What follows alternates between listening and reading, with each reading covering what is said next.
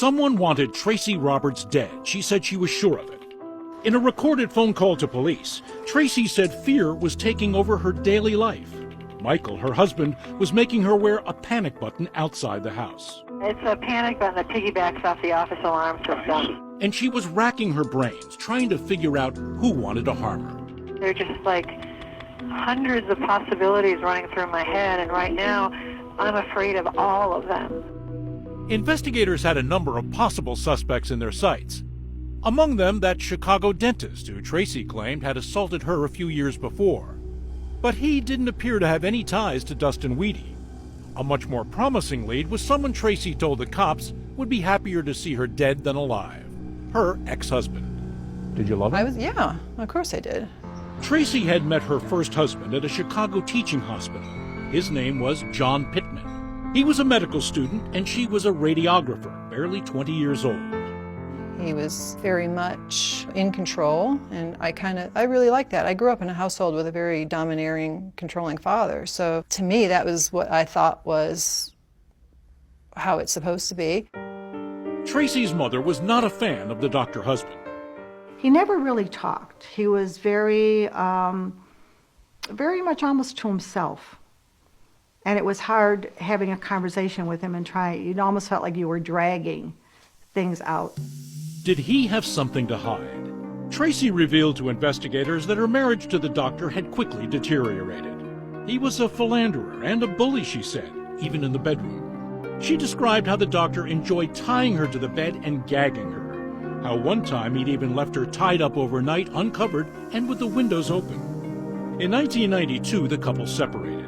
They shared custody of their son, baby Bert, until one day she reported to authorities that the 3-year-old had blurted out something shocking. His father had touched him. Bert is the first one that made a comment, and we weren't sure, so she took him to a doctor, and it was the doctor who said that it looked like he was abused. Had the boy been sexually abused by his own father, Dr. John Pittman, the man who was now Tracy's ex-husband? The allegation of abuse became the centerpiece of a toxic, expensive custody battle for the boy. A scrap that was still ongoing during Tracy's second marriage to Michael Roberts. Husband number 2 was furious with husband number 1 in the months preceding the home invasion. You think, wow, she was married to a monster. Look what he did to this boy. Yeah, I began to experience fairly violent thoughts immediately. I thought somebody, this can't be right. How can he still be practicing medicine? And my stepson, had to go through this. Tracy's ex, the doctor, adamantly denied the allegations. But when he returned to court once again seeking sole custody of Bert, Michael, husband number 2, couldn't believe it. I called him and said, John, I have very deep pockets, and I'm not going to stop fighting. It's going to get very expensive. Why don't you just give up? Had the warning from Tracy's husband goaded the doctor into taking a different approach to the custody battle? Had he decided to bypass the family courts altogether by hiring 2 hitmen to knock off his ex? That was the most likely scenario, Tracy told investigators.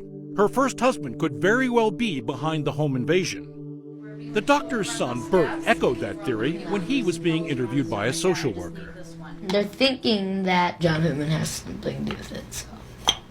To do with those people coming to your house? Mm-hmm. The 11-year-old relived the nightmarish home invasion during the interview. I got the bat out, and I was holding it. Somebody ran in my room. I put my bat up, and they opened the door, but it was my mom, and I nearly hit her, but we missed. I wasn't like, ugh. John Pittman. Bert told it like a story out of a rip-snorting, violent comic book, and he and his mom were the heroes. She had paint needles around her arm, so then I had to untie it. The villain, he said, was his dad, Tracy's first husband, Dr. John Pittman. It aided Bert that his own father hadn't even called to see how he was doing after the attack. If you were actually a father, a good father, I think if you were worried, you'd call. Tracy told the cops the indifference of the boy's father was one more reason that they should consider Dr. John Pittman a suspect. Investigators chased down Tracy's suspicion of her ex and asked the local police in Virginia, where he lived, to check out his alibi around the time of the home invasion. Mary Higgins, Tracy's good friend, remembers Tracy at the time telling her that husband number one was now the prime suspect. She said, well, John Pittman's in a lot of trouble, that he's the one, you know. They're going to arrest him. They're after him. But weeks passed without an arrest. Tracy was becoming increasingly frustrated, her friend says. Some nights, she would drive past law enforcement offices to see what was going on. She would know how late the county attorney was working because she'd come by and look to see if the lights were on the third floor. Tracy feared that if her ex had hired Dustin Weedy and a mysterious second intruder to stage a home invasion and gotten away with it, there was nothing to stop him from lashing out again. The custody battle was still raging in the courts. But while Tracy brooded, investigators were showing an interest in another suspect, someone much closer to home. Coming up, portrait of a marriage, the relationship of Tracy and Michael under the microscope. It was just that feeling of, this isn't good, this is cold, this is bad. When Dateline continues.